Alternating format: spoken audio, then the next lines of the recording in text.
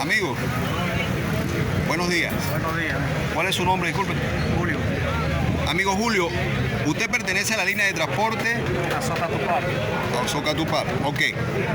¿Usted me podría informar qué es la reclamación en sí? Bueno, que nuestro compañero le quieren hacer un expediente, como que él se le contrayó al Uber encima de los clientes. Están poniendo como vandalismo, que eso no es cierto. Pasa que la carretera donde ellos se encontraron, pues, el Uber iba en vía contraria. El compañero mío iba en su vía normal.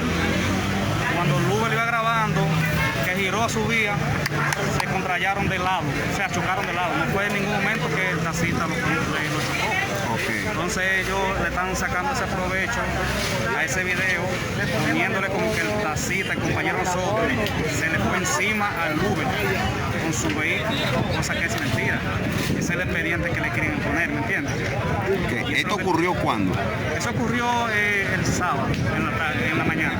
En horas de la mañana. Sí, ¿Aproximadamente qué hora? Más o menos como casi al mediodía. Entonces, nosotros estamos reclamando nuestro derecho. ¿Este Uber estaba grabando alguna información de ustedes? Sí, que él estaba reclamando que él tiene derecho a cargar turistas, que está legal, siendo mentira, porque nosotros pagamos impuestos, no somos una compañía de taxi, estamos registrados por turismo, por Intran, ¿entiendes? Y eso es lo que nosotros estamos reclamando, que los regularicen a ellos si ellos quieren trabajar, cosa que ellos no pueden hacer porque ellos es una plataforma.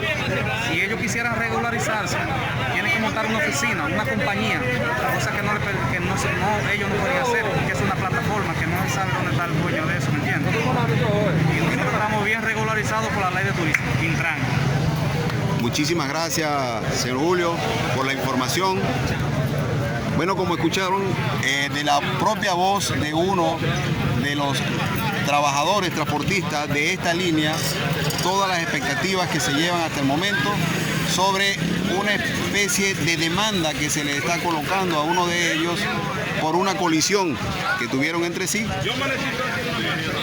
Desde acá a esta hora de la mañana estamos transmitiendo en vivo para Endy New Noticias.